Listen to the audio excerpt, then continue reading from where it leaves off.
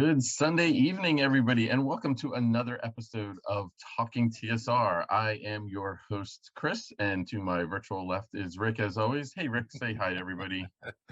How's it going, folks? How's life treating you, Chris, now that you're back Uh, from the ne- con? Never a dull moment back from Gen Con, knock on wood, wherever there's wood. Haven't gotten any illness yet. It's been a week. I think I'm out of the woods, All although I'm right. not 100% sure. But anyway, dodged another proverbial, or what is that? Made my con save, whatever it is. Yeah, made my con saving throw. No con crud, huh? That's Yeah, because it was all around, but it was awesome to be back at Gen Con. Mhm. My first Gen Con back working, and when I say working, I mean working. I was never exhausted like Hmm. that before. But it was great. Obviously 2 days of booth setup, the ziggurat, the wizard Mhm. van, a whole separate headquarters in the stadium, which was awesome, and everybody loved the gaming in the stadium. Was so much Mhm. better than the previous setup we had. Obviously the gong. We had seminars, we did live stream interviews. I ran a game. I ran Secrets of the Sphinx, one of the Dark Tower games, which was awesome. I had two players that had played in the original Crypt of the Devil Lich game Mhm. back in Nice. 2004. So that was awesome. So no, we had a great time. Just like I said, just exhausted. Ate terribly. Not young like I used to. I'm used to eating much, much better and not eating terrible like that. But it You was have you awesome have to to. eat terrible if you're. I I mean, know do it's like they a do they have prerequisite. healthy options at the Ram these days? Well, there's healthy options around. It's more like not having the time to do it, or like Yeah. it's 10 o'clock and now I feel hungry. But that was what's strange is Origins. Origins has this wonderful block away from the front entrance of the convention center is a wonderful market where you can basically one of those indoor markets like they have at Philly, like Reading Station, and like it's like eating home cooked meals practically. They have a whole Wow. bunch of ethnic foods in there and everything, and just wonderful food. And then you get the Gen Con and it's like Yeah. Subway or Panera Bread is like upscale. So but Yeah, it Indianapolis is an odd market. it is I it remember is how swamped the what do you call it? Like the coaches would be, though that would kind of pull people away from the regular restaurants. So maybe that was Yes, a good thing. yeah. And but there was some very good barbecue out there and some other things. So No, there's some nice places there. We had a great meal at the Weber Grill. I mean, that was nice. awesome. So no, we had a great time. It's just it was exhausting, but it was a Yeah. lot of fun. It was just great to see the fans, talk to the Mhm. fans. I was mentioning before we got on live here, several people came up to me and were like, "Hey, I see you on Sunday nights, or I see you on YouTube," and it's like it's awesome. It's Nice. what it's all about, folks. I Yeah. mean, being able to interact.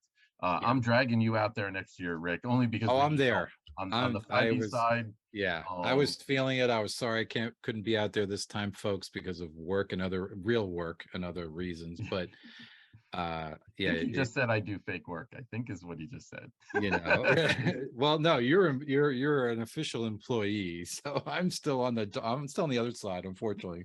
So, but yeah, no, But you've got me thinking. But yep, we'll get you out there. yeah, Put your if request in early, exactly, the vacation request is going in early this year. and if we do this, we should do an episode of Talking TSR from Gen From Con. Gen Put it Con, down. yes, Put it down. yeah. We'll do it live. It'll be like live Oh from man, Indianapolis. It's Talking TSR, and we can get special guests. Oh, we could have a ton of fun with this. So already, that would be really fun.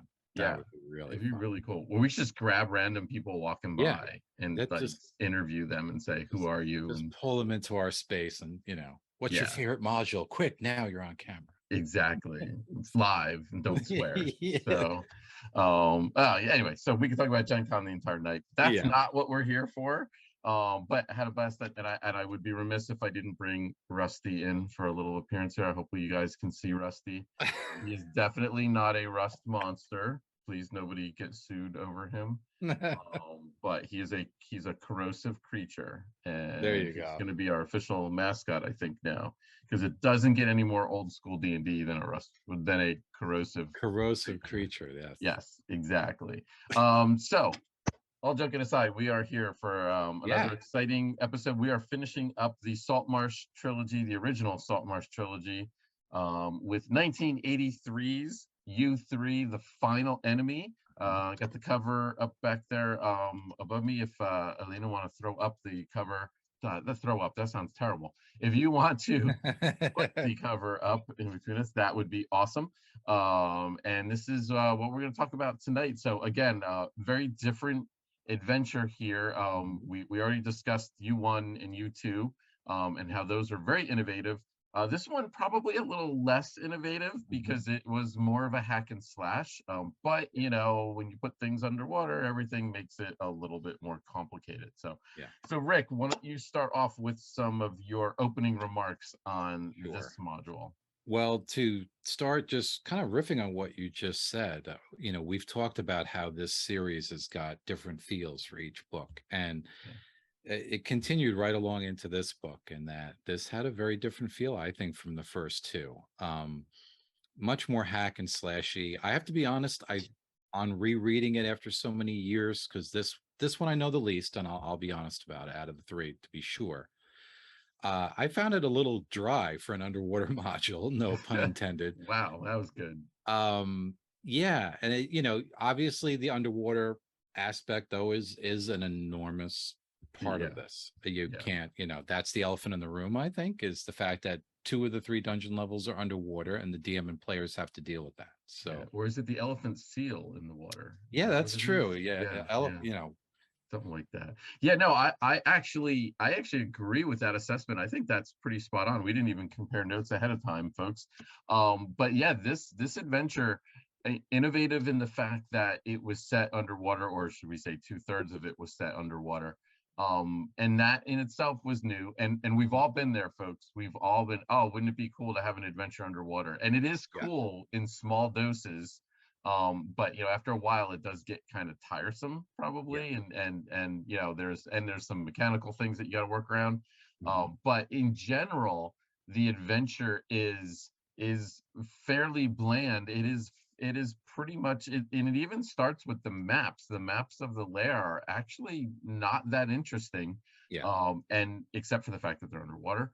And that's what you get. You basically just get it's a large fortress of a bunch of evil humanoids that are gearing up for battle, and not a lot much, not too much more after that. yeah. Whereas the previous two adventures had some really innovative encounters and things going on. I think it's going to show up in our top five adventure facets. I know at least on my side it's going to. I think of my top five, I think I only picked one encounter. I Mm, think the other four things I picked and my honorable mentions were like other things from about the mhm. module. So I don't know how yours stacks up, but a little bit of a spoiler alert there. I tend to agree with you Yeah. from a base point of the actual encounters. Yeah, I have more encounter areas on my list, but honestly, I had a push.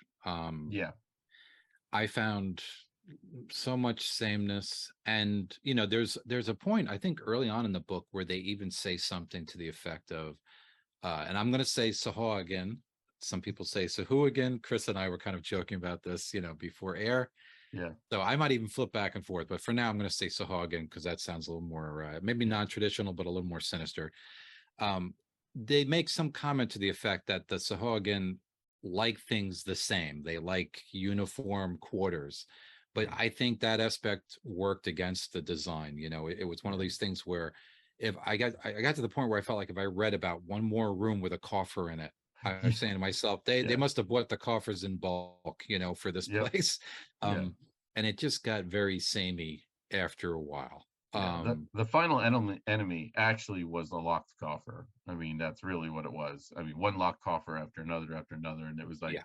you know, I think this is probably the module that taught me back in the day, like what a coffer even was. I mean, I Hmm. was like, you know, it was one of those things where, whoa, what's that word mean again? I'm like, I think I Yeah. know what it means, but let me go look that up. So, And you're right about the maps. It's not that anything doesn't make sense. If you look at the maps functionally, it all works. yeah, Um, but I just looking at the maps visually, I can't identify one room from another. If you point to the yeah, average room and you say, well, is this, the cleric's quarters, or is this the, high priest quarters, or is this the chieftain's quarters, or whatever it is, or commander of the guard, or I don't know who lives there because they're all just square rooms. And yeah, a lot of classic modules are not like that. If you were to take Hall of the Fire Giant King and show me that map, I can identify every single virtually room in that, because there's some difference. It's not Yeah.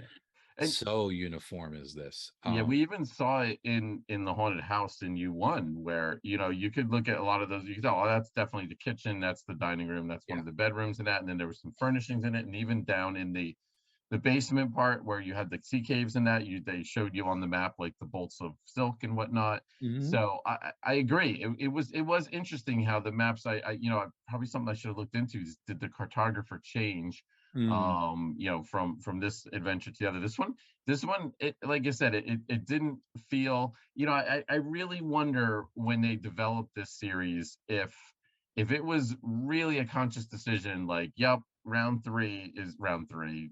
Adventure three is just going to be a big old scrum with Sahagin, and Yeah. if that was their end game all along, and if they just like, how do we get there? And it seems like, and I think some of my earlier adventures like this too. You get all these cool ideas and everything, and sometimes you Hmm. seem to you put them all on paper in the first few rooms of the dungeon, and then you get Hmm. to the end of the dungeon and you're like, you almost don't have much left, and you're Yeah. like, oh, Yeah. I gotta wrap this up now. And it kind of felt like that a little bit, like, And oh, we gotta that's, wrap yeah, this up now. that's So exactly it. I think we've all had that experience where we occasionally watch a movie or something, and it just feels like, they ran out of ideas or they ran out of film, and you got the sense like, well, the yep, 2 hours was up, so they had to yep, just put a or bow around it and yep, sign off. And that's the way. It's just a shame for such a strong start and a good middle. yeah, This could have been like a series and it's still a good series of modules, no doubt, one of my yeah, favorites, but it just could have been a series, I think, much even more well known, a series for the ages, if it had such a slam strong end to it, and it just doesn't, in my opinion. yeah, yeah. I would agree. It was like an episode of Star Trek: The Next Generation where there was 50 minutes of setup and then 5 minutes of conclusion. It's like, and you're sitting and, there, you're and looking at the clock, and season you're one like, or two at that. yes, and you're looking at the clock, and you're like, how are they going to wrap this all up? And Mhm. and you were begging for those to be continued words, and Yeah, then the next thing you know, yeah, it was just a transporter malfunction, and that's what yeah. what happened. Official Sky 2 gives the official pronunciation, not requested, as I'm gonna say Sahua Jin. So, well, yeah. Again, yeah, I'm not sure, but hey, if anybody else wants to throw their pronunciations in the hat for how to say Sahagin or Sahuagin, yeah, throw them in the chat. We'd like to see those. And it's good to see everybody back in the chat and everything. So It is. It is. yeah, so and a couple of things that I want to kind of call attention to about this adventure, which was really a little bit on the not off-putting side and everything, but designed for 8 to 12 player characters. 8 to 12. I'm like, if I recall, most of the adventures back in the day were for 6 to 10, which I always Mhm. thought was a lot. Nope, we're just going to blow right past 6, and 10 is Yeah. probably not going to be good enough. And then throw on top that you have 14 lizard folk coming with you, unless Mhm. you slaughtered them all. And they did actually deal with, if you slaughtered them all, what happens. Yeah. 6 Marines. Now, the Marines are from Saltmarsh, and they're basically, if you take the ship option, and they're going to stay with the ship. So they're probably not coming into the lair with you, which is fine. But you still got your aquatic elf friend. Hopefully, he's still around. You still got the Mhm. pseudo dragon. I mean, you have a troop of like 30 or Yeah. 30 some odd people potentially. I always kept thinking back to a small group can Yeah. sneak in Yeah. and do some reconnaissance and get out, and I'm like, I'm not really seeing a small group here. Yeah. I'm seeing a small army, kind of. And um there are elements of the adventure that require stealth, and it is supposed to Without a be a doubt, reconnaissance mission at its it heart, is. right? Whether It it is or is. not when the players get in there, but it supposedly is a reconnaissance mission, basically. So Yeah, yeah, and it's kind of crazy, but that just totally jumped out to me when I was yeah, when I was looking at this, and I was like, wow, this is I mean, just hard to run for. I mean, throw in the underwater stuff, hard to run for a game master. Now throw in all of these potential NPCs, and and I'm like, wow, this is not for the faint of heart. Whereas U1 was definitely an excellent intro adventure for players, and I even think game masters. Yeah. U2 was a little bit harder, but Hmm. again, all the tools were there. We spent most of the last episode Hmm. talking about how the fact that all the tools were there, Yeah. even though it was innovative and it was different. And then this one, like basically training wheels are off, Hmm. and good luck with your 30 people and all the underwater rules and everything. And hopefully it's not a slaughter. No, a lot going on, and like you said, very hard adventure. I mean, and it is absolutely mentioned in the book many times, the sheer number of Sahagin in here. You've got one Yes. area where you have two barracks sort of across from Yep. each other, and each barrack has got like 20 or 21 warriors in it. I mean, you've Yep. got the arena that's got like what, 55 or something. 55. Yeah. Yeah. It I like and how then in the near the arena. arena there's another area that's got a whole bunch of female Yep. people. It's crazy. There's you could literally run into, I figured out, between 70 and 80 Sahagin within like three rooms, maybe Yeah. within 60 feet of each other, kind of Yeah. thing, where it could absolutely be a TPK Oh, type of situation. without a doubt. Without a doubt. I And it. I purposely went and checked the updated version of this. What is it, the Ghosts of Saltmarsh? Mhm. Because I wanted to see what they did. I said to myself, did they keep this the same? And interestingly, they run the first two modules of the series, then they put two kind of, I don't want to call Yep. them filler modules, but two Yeah. modules from Dungeon in there, and then they come back Yep. and they up the level to seventh level. Now they Right. don't. I don't think they recommend 12 characters going in. I think they keep it more traditional, like 6 characters or something. But I did notice that they jacked the level up to 7, whereas Yeah. this was Three to 3 to 5. five. I've got Yeah. the book Yeah. here. So yeah, 3 to 5. So yeah, I mean, that to me acknowledges even these days somebody, is officially looking at it and saying, wow, this is really hard. So Yeah. I love the description of the arena. It says, even though the arena can fit over 200 Sahagin, there's only 55 in here right now. And it's just kind of like only 55. And I'm yeah. like, and again, there are ways there's ways you can blunder into the arena, I think, and show up on like the floor of the arena where you're like basically surrounded. Or there's ways where you can kind of be up at the top and kind of you can peek in and kind of see, whoa, there's a lot of fish dudes in there. Probably don't want to go that way. But yeah, and I think in the beginning of the module too, they even say that the game master should really give the players a few breaks early. Give them some Mm, breaks. Give them some breaks. They're going to probably need it. But then at some point, you know, the sea cat's out of the bag, yeah. and they're probably going to be dealing with a lot of Sahagin come breathing down on their necks, so water breathing down on their necks, I think. So, oh, good point here. Yeah, Considering BTR is morale. mentioning morale, which is Yeah, yeah, true. I that mean, was you a could thing. certainly lose some of those Marines as things go on. Yeah, yeah, They certainly stress how evil these guys are throughout. yeah, But yeah, a lot going on when you've got to run with the DMG sort of underwater rules are in play. And I guess since we're talking about giving party aid, to me, one of the standout design elements was that magic horde on level 1. That was yes, interesting. In one sense, I like it because they're kind of giving. I'm a believer in putting the tools in there somewhere. yep, yep, Maybe the players will find them, maybe they aren't, but I feel like you're playing fair if you put them in there. But it's a big element of help, and if that is not found, that could be night and day, I think, as to how yeah, things are going to go. So it's almost such a big seesaw as to whether or not the party finds that horde, that I almost feel like it would have been better to just send the party in with some sort of additional aid from the town or something, yeah, magical aid, something. So everything didn't depend on that one secret door being found or not, because it seems yeah. like a real linchpin. Yeah, I'll agree. A couple of counterpoints to that. Yes, I agree that is a necessary evil. That room had to be there, just in case the party literally did not have enough Yeah. underwater adventuring gear. I mean, most likely the wizard is not going to have the water breathing spell, which is a third level spell back then. Um, but so you did need to have that.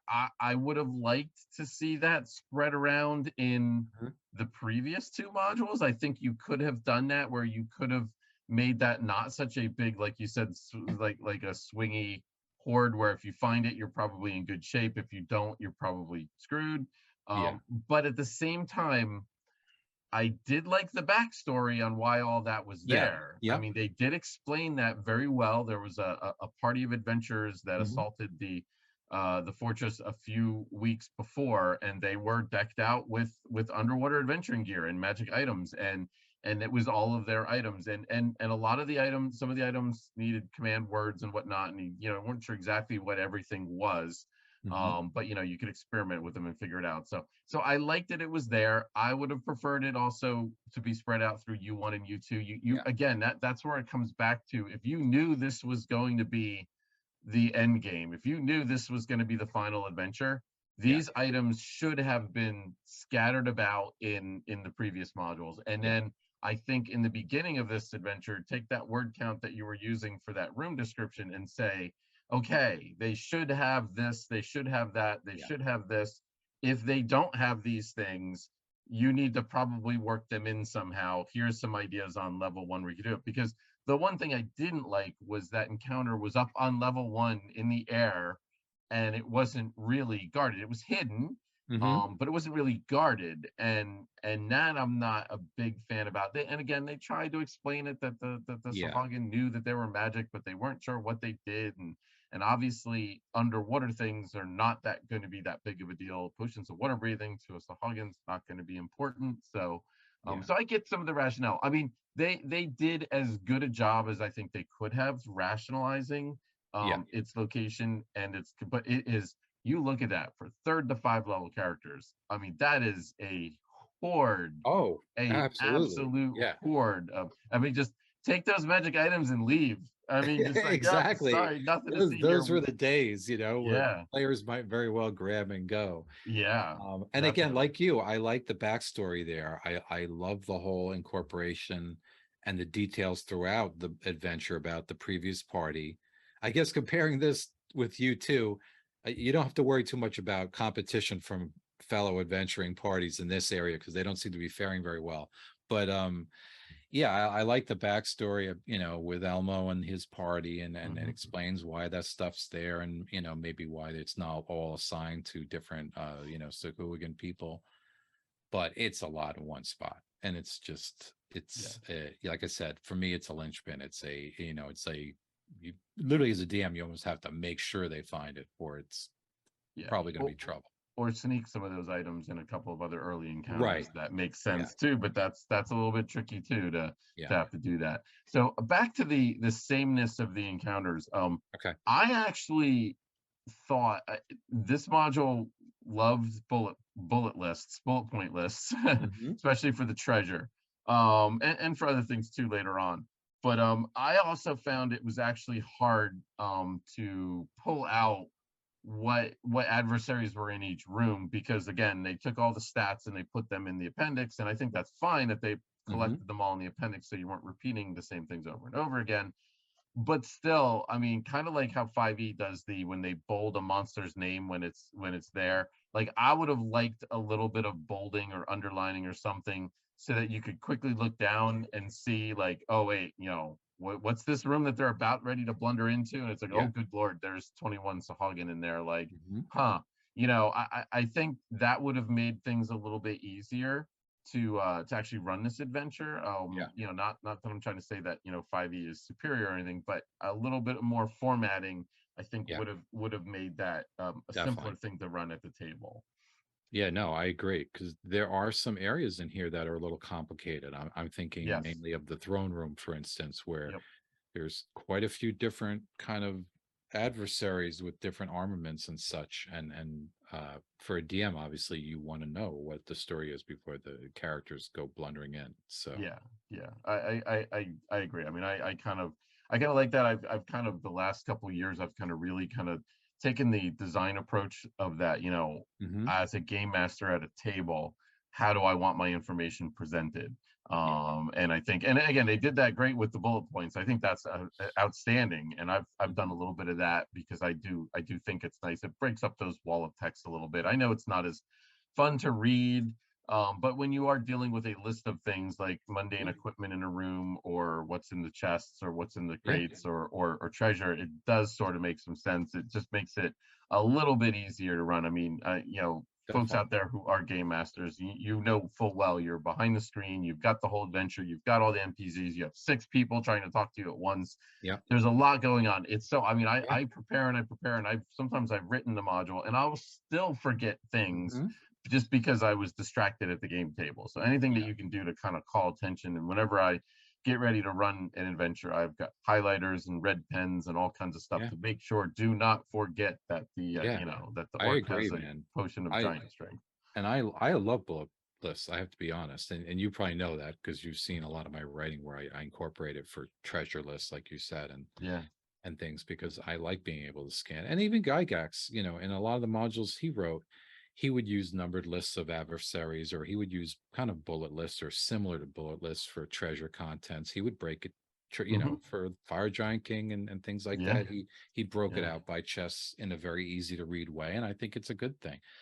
Because like you said, the poor DM's got enough problems. There's a lot going on, and a lot of times there's encounters that look great on paper when you have a lot of different adversaries with different weapons or different armor or both fighting. But we all know when you have a whole mix of different monsters fighting a whole mix of different characters, especially with a big party, it can get very complicated. So, Yes, very, very, very much so. So let's transition a little bit. We talked about the maps a little bit. Let's mhm. talk about artwork. I want to hear what Hmm. your initial impressions on the artwork is. Um, the artwork, not a lot of artwork. Um, Sparse, very sparse. yeah, some of it I really like. I think my favorite piece of art is the shark image. I think we have the shark image, Elena, where you see the Yeah. shark in front of the wall and it's got some symbology on the wall, and then there are tiles, and it just looks very alien, and it looks like what you would expect an underwater Sahuagin temple or someplace to look like for me. So I really loved that image. I thought it was very evocative, very otherworldly. You look like it almost looks Asian or something. Like it's just got a weird vibe to it that I like. Um, but beyond that, overall, I found a lot of the art very moody, very dark, Very very dark. had that charcoal sketchy kind of look to it, which is good up to a point. Even some of the Parkinson art, which I love Parkinson stuff, Yes. it Shout was out to almost Parkinson. hard to see the images. Like Yeah. in this day and age, I would have said to somebody, hey, get that in Photoshop and do something with it. Yeah. I'm Yeah. sure when they made this in 83 it was a little different, but they're probably doing this on a light table and pasting this stuff up or something. But still, the art didn't knock me out of the park. Agreed. Very sparse. 9 total pieces of art in through 48 pages. So Mhm. we gained 16 pages over the previous modules, and the previous modules each had 20 something pieces of art in them, Mhm. almost one a page. And then we Yeah. go down from that to 9 and 48 pages. And again, I wasn't sure if it was my copy of the adventure was kind of goofed up with the darkness, but some of the pieces are outright dark Oh, where you no, cannot even make absolutely. out some of the details. And so that's kind of, kind of a bummer. Love Parkinson. The fact that Parkinson did a fair amount of the interior art, that's awesome, and that was unexpected, really. The cover was great. I like the fact that you actually had a Sahuagin on the cover, which was Yep. amazing because we didn't get a lizard folk on the cover last time. And the back cover, and I think we have the back cover. Elena, if you want to throw that up there. It's fine, but the artist doesn't know how to draw shark eyes, because those eyes, that shark is like, the eyes are like bulging out, and I'm like, oh yeah, sharks don't have eyes like that. And I'm like that, and it's funny that every time I look at that piece of art, I go right to those eyes. Those That's eyes funny. just, it just it just it just kind of ruins the whole piece for me. I mean, I kind of like the whole rest of the piece. It's nice and underwater, Yeah. scene and everything, and I like it. But boy, that one, and maybe that's why it's the eyes partially cut off there near the edge or something. I don't Yeah, know. unless he's supposed to be blinking or something, because I don't know. Yeah. sharks have very Yeah. doll-like eyes, actually. Yeah, they've So got nictitating, they call them nictitating, I think it is, or nictitating membranes that yeah, cover over, that protect their eyes when they go to bite something, and they yeah, do not have like that. They're that very soulless eyes, and yeah, very, yeah, just, yeah, no irises or whatever. I'm probably using the terminology wrong, but anyway, yeah. it's no, Shark Week just happened, so I mean, this is, I think folks probably know what I'm talking about in this. Shade of Icarus, off topic, but you had a question about Spelljammer swinging in the stores this week, and will Goodman be doing any justice with it in our adventures? So you might not be aware, but Spelljammer or any of the campaign settings that Wizards of the Coast do, those are not open game license. We are not allowed to do those things. I mean, we could come up with our own version of Spelljammer and do all that and create the whole world, but we will not be doing that. We're gonna doing a little bit of our own world building of our own in-house, and we're gonna kind of keep it to that. So there will be no Goodman Games Spelljammer themed adventures coming out anytime soon. I apologize for that. I have to admit though, I've been following a lot of the videos and that have been posted about Spelljammer. They're doing a really nice job, in my opinion, of breathing life into this system that's not been really supported for I don't know how many decades, I Yeah, guess, but yeah. but some of the concept art is amazing. I like the new character species that you can play. Mhm. They look really interesting, so I'm actually kind of excited about it. I don't generally get excited about the Wizards of the Coast books, mostly because I can't use them. So a lot of times they're like, "Oh, Tasha's Cauldron came out, lots of new options," and I'm like, "Great," and I can't use them. Yep. So I do pick them up for our home game and stuff, but it tends just to muddle the waters. So Yeah. apologize on that. So I think we're gonna get to do any other following follow-up things, and I'm gonna catch up on the chat here. Yeah. And Um, that you want to touch on? I guess the one other thing, just more as an oddity, was sort of the kind of mention or introduction of an addictive substance and the mention of kind of character addiction around rapture weed, which is described in very serious terms, where they basically say if your character literally takes 3 bites of this, substance, they'll end up dying in 3 to 6 months unless there's serious magical intervention. So very, early time to kind of introduce that sort of thing in a book. And it's not something you see in many adventures introduced anyway, kind of Yeah. controversial topic. So it jumped out at me as just something a little unusual. So wasn't expecting that, I, to I, basically say, hey, there's seaweed in this place that could literally, your character could become an addict if they sample it. yeah. If I recall, in the DMG, there was a couple tables on stuff, wasn't there? Like some things on I that. think so. Yeah. I mean, there were certainly some tables in the DMG that fringed on, real life areas maybe that people didn't want to go into about mental health and a bunch of things. So Yeah. yeah. different Um, different time, folks, back in the 80s. I yeah. mean, without a doubt. And so yeah, I agree. I mean, it's funny, that one never really stood out to me. I mean, there's a couple of other things, and I'm going to get into them on my list on things that stood out about this adventure. If you guys have watched our show before, we associate certain things with certain adventures, where it's like when you say an adventure, this would be an interesting episode maybe to do, is just like, just say, I too, what do you think when I say I too? It's like, and it's the first thing that comes to your mind, one of those things, Mhm. like, the word association, Yeah. old classic TSR association. What do you think of when I say this? Hmm. And and then you're like, come up with just something totally silly. So but yeah. So we have another question from Thorium Dragon. A quick look at the DM skill description of these modules describes them as leaning in the direction of diplomacy over combat and confrontation. How do you feel about this choice of tone influences? How do you feel this choice of tone influences your conversion of this series? Uh, we did not convert this series. I'm not sure exactly where you're going with that, but yes, these adventures, U1, U2 especially, were very much about diplomacy, Yeah. especially U2, where they were very heavy in diplomacy, where you could go in guns a blazing, but probably not what you wanted to do. Yeah. Personally, I like tones of diplomacy and Mhm. interaction of adventures. I'm a pretty big fan of give the party options. Maybe there should be an encounter or two that literally swords are the only way that's going to solve it, but Mhm. I think an encounter is much more interesting if you've got more than one way to kind of solve it. Mhm. And not to pub our own product line, but we just last week at Gen Con we released FEF number 21, which is the Cursed Crones of the Enchanted Grove. And this module is a perfect module where you can go in and just beat up all the bad guys. You can totally do that. but there are lots of really innovative ways where you don't have to do that. Yeah. And I ran almost the entire adventure, and we didn't roll for initiative until like after 3 hours in, and everything else was, just the characters kind of took the cues, and they solved what they needed to solve, without actually, drawing swords and daggers. So Yeah. I kind of like that, to be honest with you.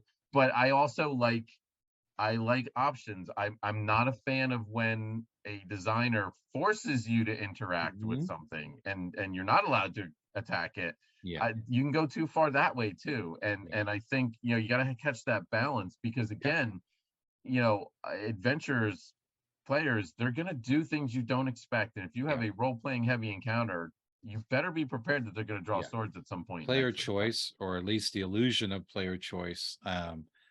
I remember years ago on Quora, I answered a question where somebody asked, what's the best piece of advice you can give? Like they said something like, I'm a brand new DM. What's the best piece of advice you'd give me?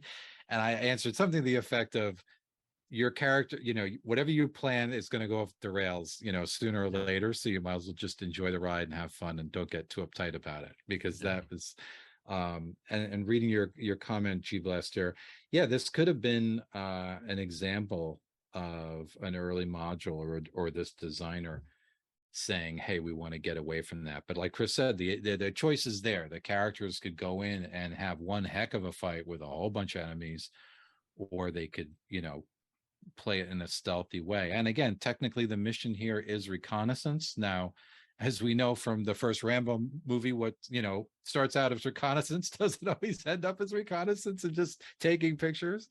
But you never know what's going to happen, and certainly with players around the table. But that was the mission. So wow, I did not think we were going to have a Rambo analogy, see that? You like the way I tonight. snuck that in But there? also very 80s. I mean, that fits the Exactly. time frame There you go. perfectly. Right. Yes. It fits the time frame without a doubt, without a question. So, all right. So we are going to we're running a little bit behind, so we're going to jump into our top 5 All right. facets. So again, not just encounters, different parts of the adventure. Do you want to go first, Rick, or would you like me to go first? And do you have any honorable mentions? All right. I do not have any honorable mentions. So, Okay, I have 2, but all they're right. Why don't you really, go? really short. So Okay. Why don't you go first then? honorable mention number 1, there is a key that is attached to a dorsal fin of the shark. I believe that shark in that picture there, if I recall correctly. And it's like a tag on his dorsal fin, but the key is on there. I love that. It's one of Mhm. those things where I remembered that. I remember a player character trying to there was no dex checks back then, but we came up with some kind of house rule on the spot. He wanted to try and grab the key and rip the key Mm. off of and it went horribly. I think he almost lost his arm. But yeah, it's just flashbacks of Deep Blue Seas coming out there with getting arms chopped off. So that was the first thing. The second thing, which is just it's a funny thing, and I honestly think it was put in there because of the module was kind of bland and was kind of humorless, I guess I would say. Was there's in area number 40, there's the nastiest lobster ever. I called it the nastiest lobster in the known realms, and they actually statted this little puppy out. And he had 1 hit die. He had like 2 hit points. He did like 1 damage and 1 damage, but he attacked as a 3 hit dice creature. And I love that. I love this Yeah, nasty lobster. And I think the lobster, of course, is in one of the coffers. I think you open up the of course. coffer, and then there's this lobster, and he's like, all right, he's like, I'm gonna take you, man. If you've ever messed around with a freshwater crayfish, and how aggressive they are for how small they are, they're all about like, I'll get you, and it's like I just see that and everything, and then just just like see like a And with great the sword shark key, swinging. don't isn't there a note in there to the effect of like, this key can be removed shark willing or something like Yes, that, yes, because which the is great. Sahuagin are friends with sharks and they can command them. Yeah, So it totally makes sense that you yeah, would put a key on the dorsal fin of shark. yeah, I loved it. I just thought that was a yeah, really, really cool design yeah. choice. So, And now I feel like I need to do that in a module. lesson I to think be that, learned, folks. Be yes, dexterous with those keys. Don't open coffers with a lobster bib on. yes, yes, a lobster bit. I love that. So, all right, so that was my honorable mention. So why don't you jump in with number 5 here? I'm going to catch up. The chat is lively tonight. This is awesome. Yeah. So it's all you. Number five, or do you want me to go? Oh, all right. So you cut out for just a second there. You were Oh, Yeah, the connection's like stuttering here. Okay. So my number 5, it's kind of maybe a small thing, was I'm going to call them the limits of sound markers on the map. Mhm. On level 1, there's, little markers right on the map that showed kind of the limits from which sound can travel from this area that's under construction. And then there's also notes later in level 3, I think level 3, about a sound area too. I never saw sound perimeter marked out on a map, to the best of my knowledge, or certainly not before this. And I think it's interesting. It's something I almost want to steal and kind of use, for my home game now that I've Like seen that. it. Yeah. So yeah, just an easy thing, but I thought that was kind of cool, rather than, to actually put something clearly on the map, like where, once the characters pass this point, they can hear this. I like it. So that's an easy number 5 for me. Okay. That's a great one. I love that. So my number 5 is the objectives, the rewards and objectives Hmm. section. So when the characters get the assignment in the beginning, from the town of Saltmarsh, and this time the town of Saltmarsh is hiring them, and it is a big reward they're giving them. They have a list of objectives that they have to achieve. They're not to go there and beat up all the Sahagin. That is not what they're supposed to do, because they will not succeed at that. But they are to determine the strength of the Sahagin force, how many warriors, how many lieutenants, how many clerics, the Baron, etc. Locate important areas. Hmm. That's important. They do have a map that the lizard folk give them, but obviously the lair has been changed. The lair used to be a lizard folk lair, and now it's a Sahagin lair. They're supposed to get any information on significant defense measures. And then the last one is, how soon do they feel that the Sahagin are going to be ready to attack? But what I like about it is they present that in the beginning of the adventure. Then at the end, in the appendix, they actually tell you, bullet point by bullet point, what you need to do to fulfill Yeah. each of these things. And I love that they basically said, okay, to fulfill this, they need to get information on this area, this trap, this encounter, how many warriors are here, where the barracks are.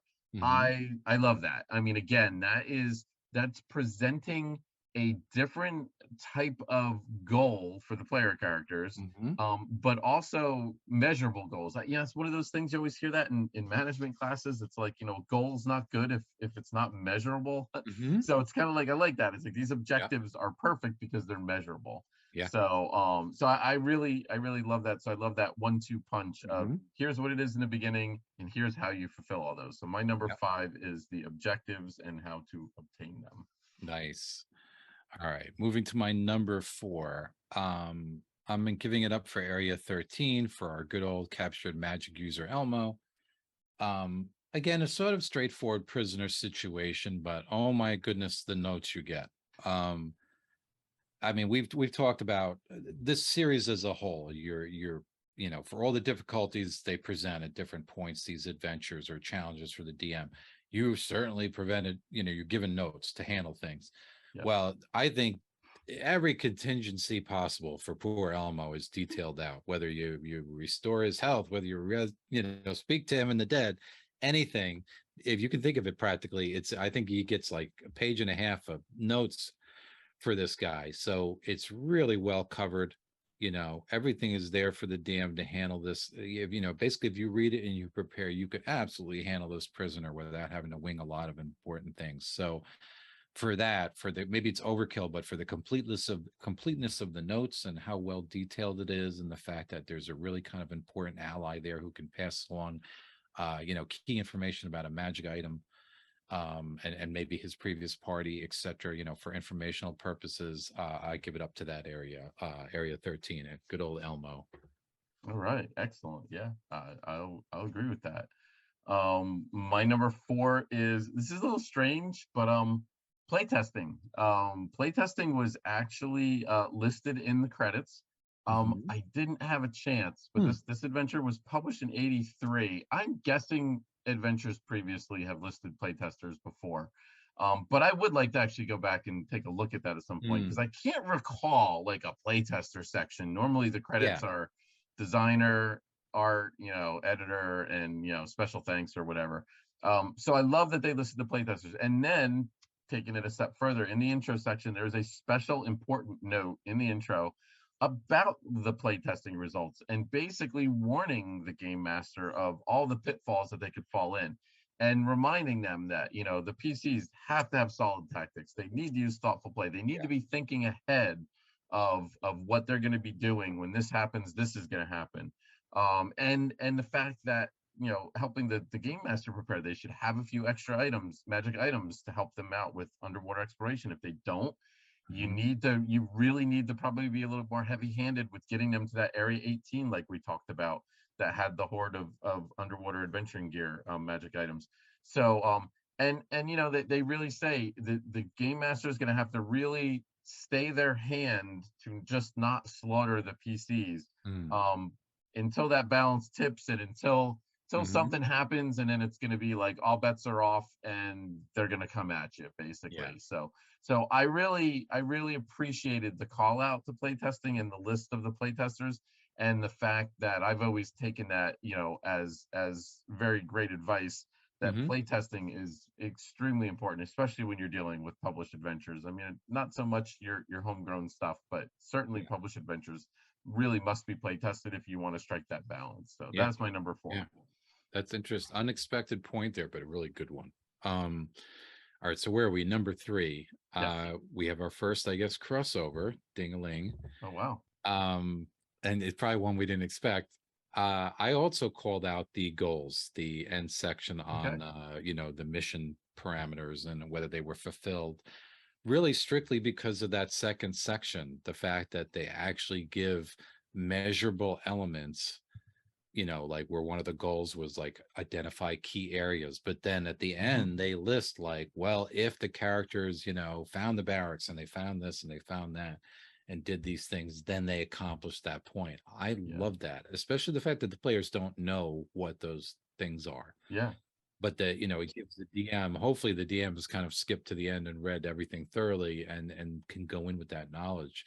I really love that. When I read that, that was something that I did not remember. You know, it was one of those things going back now and kind of freshly rereading this that surprised me. And it was like an unexpected little surprise. So that's my number three. I really like the way those goals, those mission goals are spelled out in quantifiable ways, you know. Awesome. Excellent. My number three is another crossover, Area 13, Old Elmo in the Slave Pen. Again, you know, definitely one of the meatiest encounters here, for all the reasons that Rick mentioned. You know, there's a reason this module's 48 pages long. They took their time. They probably cut out art or didn't put art in because they needed every, you know, bit of words they could to get all to prepare the game master as best they could. They probably figured three more pieces of art were not going to be important to preparing this adventure, but a couple more paragraphs on old Elmo and his condition would. So and you know, for all the reasons, and again, if they really need that help, if they really need that cache of magic items, they really need to get that information from Elmo, and he's a perfect opportunity to give that to them. The game master can hand wave and basically tell them where that secret door is, Mhm. and even give the command word to his wand that he had. And again, depending on how lucid he is, you know, they could get some information on what some of those items are, because most of those items were wielded by his comrades before they were all slaughtered. So he knows he could possibly remember some information about them. So Mhm. so that's my number three, Area 13, the Slave Pen, our second crossover. Wow. All right, so that puts us on what? Number two. Number Um, two. complicated area that I mentioned before, area 42, the throne room. I like the different, again, hard to run, but I like the differing tactics here. I love the inclusion of the sharks. So you have a sort of 3D combat, you know, you know, one of the interesting things to me about underwater fighting is that multi-dimensional, or, you know, however you want to put it, multiple planes of combat. Because if as somebody who is a trained diver and has dived and been at times like circled by barracuda on one instance, you know, sometimes the fish will be up here and then it'll appear down here, and they come from where you don't expect, and you know, sometimes it's right even with you, and the next minute you're looking down on it, and it's totally different than combat on land. So I like that inclusion of the shark. I like the different visibility where there's all kinds of whether you can see this person or that person from the sight lines of the entrance door. And then you've even got a little bit in there about the Baroness's earring, because she's shouting at somebody. And I love that little detail. It adds a little bit of life to, frankly, a very lifeless dungeon in many areas. So I like the fact that you might find this earring that explains why then, she's blaming on her servant. So for all those little elements put together, I've nominated, for my number 2, area 42, the throne room. Okay.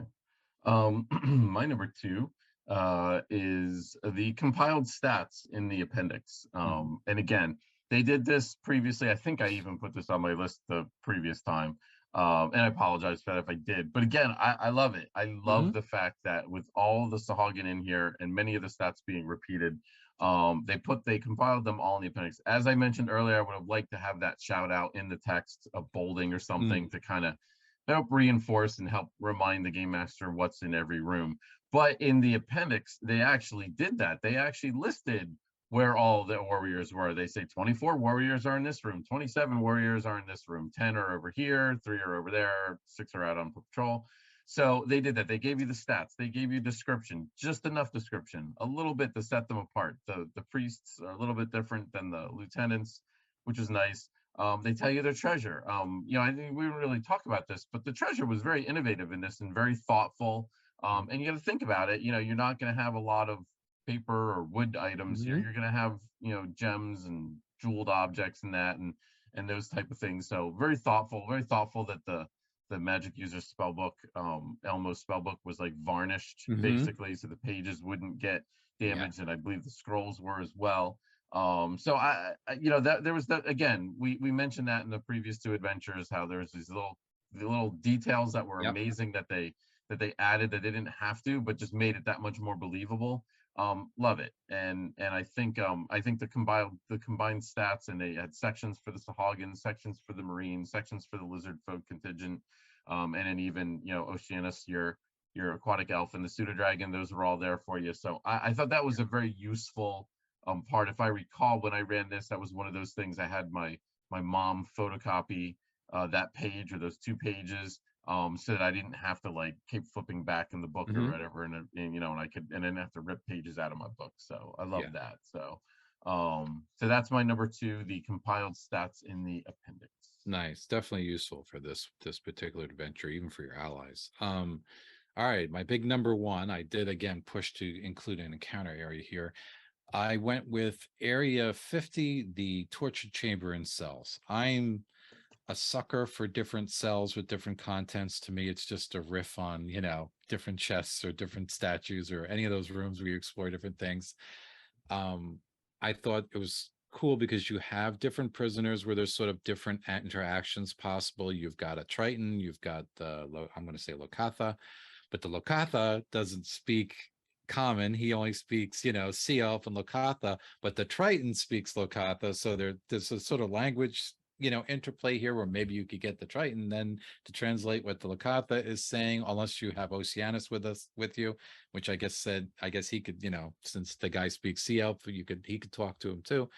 So there's sort of a language thing going on, and then you've got the one guy's, eel companion is dead in the cell and blocking the door, which I thought was a cool little touch to have it block the door, and that just galvanizes him to want to pick up arms, because a lot of the captives in here just want to get the devil out of here, and I can't say I blame them.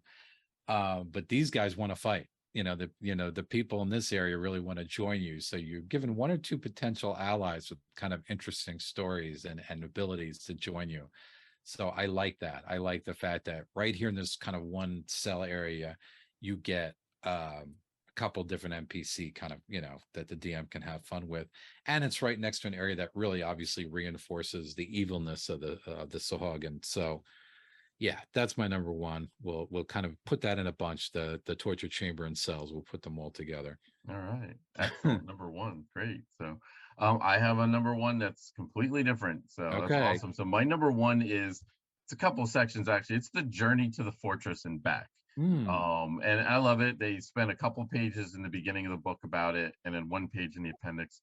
Basically, you have two options. It's about 50 miles from the town of Salt Marsh. You can go overland. I don't know why anybody would travel 50 miles through the marsh, but that Yeah. was an option.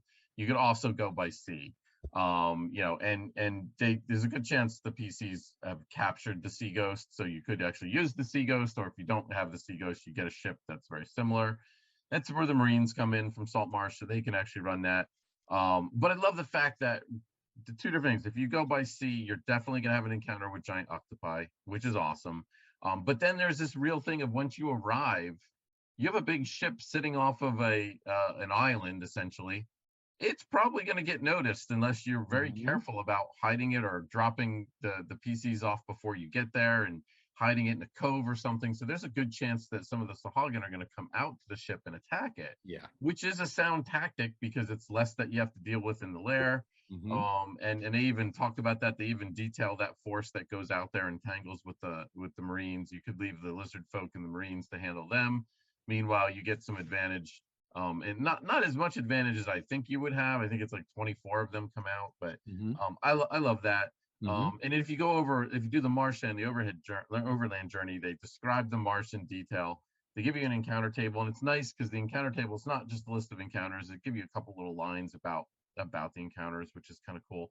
And again, if you have the lizard folk with you, it's going to affect some of the encounters. Like the lizard folk can Yeah. help you avoid them.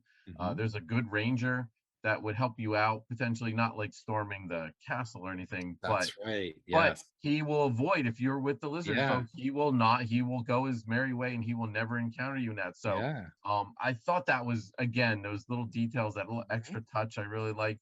Hmm. And again, I liked you had options, like the characters Yeah. could go over the marsh, or they could go via ship, or they could go via ship. The ship gets attacked and sunk, and now they have to go the marsh to get back. So it's like, Hmm. how bad is that? They got to be thinking about that after we finish this, fortress. Now we don't have our ship anymore because it just got sunk in the harbor, in the bay by the Sahagin. So now we have to like do the overland trek because there's another ship there or anything. So I like that. Again, it gives you that illusion, like we talked about Hmm. you have an A and a B. You have two different ways to go. You're probably Yeah. not going to have flight spells at this point, so that's probably not an option, or a carpet of flying. So interesting. I Mhm. really liked the way they go. I liked the attention to details they gave. And I always remember, for some reason, I just always remember that giant octopi attack. And I'm like, it's classic. Yeah. And that's why that is my number one. Nice. And that whole kind of seaborne, that that could act as a really good prelude combat or a good early Yeah. combat out of the gate. Like we always talk about how kind of give the players a combat to get it out of their system right early. Yes. Yeah. Um, I can Agreed. see that being a perfect way to sort of warm them up for the Saugin battles to come. So Totally. nice, good number one. All right. So excellent. So we didn't have too many crossovers on that. No, So we that were wasn't, pretty good on that yeah, that one. wasn't too bad. So yeah, so we are going to wrap up the show again. The chat. Let's just see, make sure we don't lose anything. G Blaster, hey, good to see you, and always active as always. Yeah, Yes. love the Too many participation. too many things to play. I know that problem there.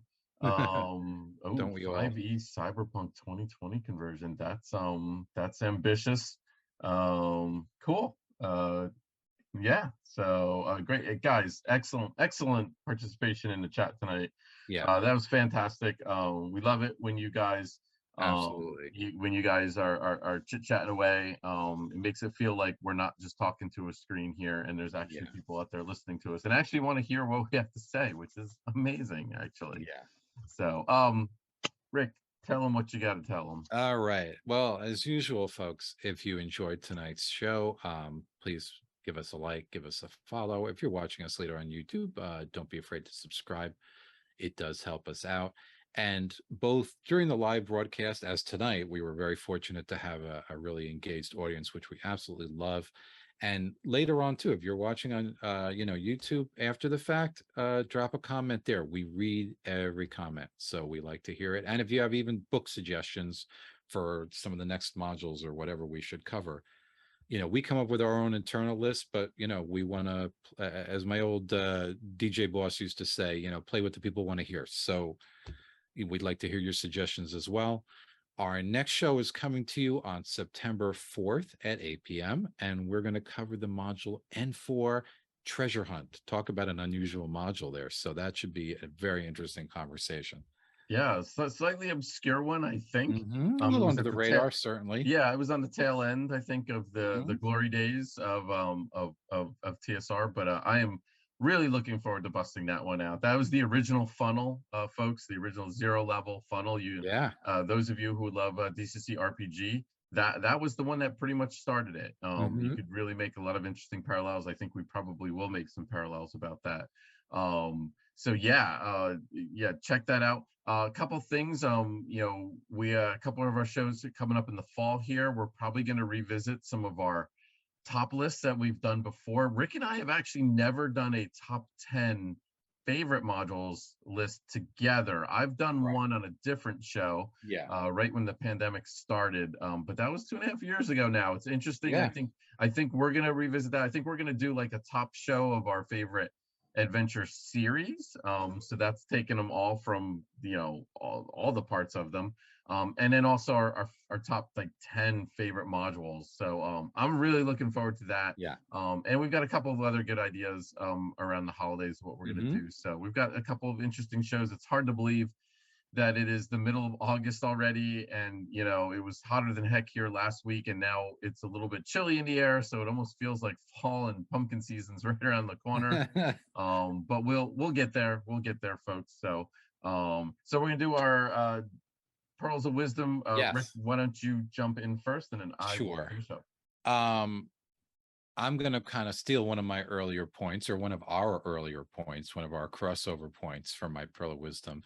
We talked about the party goals for this adventure and how they're laid out. And I'm going to steal that as a great piece of DM advice, because I think the same way you mentioned in the common workplace now, it's kind of very like it's a very common thing to say you want measurable goals. Don't just give your employees like at their yearly review, give them Yep. goals, but give them measurable goals. You always hear that now. And I think that's absolutely applicable for D&D and for DMing. And, a lot of good party missions can involve information, reporting on enemy numbers, reporting on what's going on, stealth missions, intelligence missions, so to speak, more James Bondian stuff. And I think when you're doing that, it's great, but do what this module does. Set actual goals. That way, instead of just starting off and telling your players, oh, the village elder wants you to report back on what's going on over there, in your head, at least as DM, have that checklist of things. That way you can really decide whether the players have accomplished their mission or not, instead of just winging it when all is said and done. I think it's great to steal what was done here, and write down a little checklist of things. And if the players hit all those elements, then maybe they get that extra milestone bonus, or they, get whatever the full XP or whatever you decide is appropriate. But I think it's a good way to do things, and I'm going to do it now. Having read it in this module, it's something I'm going to incorporate into my own home game. Great, excellent, a nice one. So before I get to my pearl wisdom, two real quick things I forgot to show people.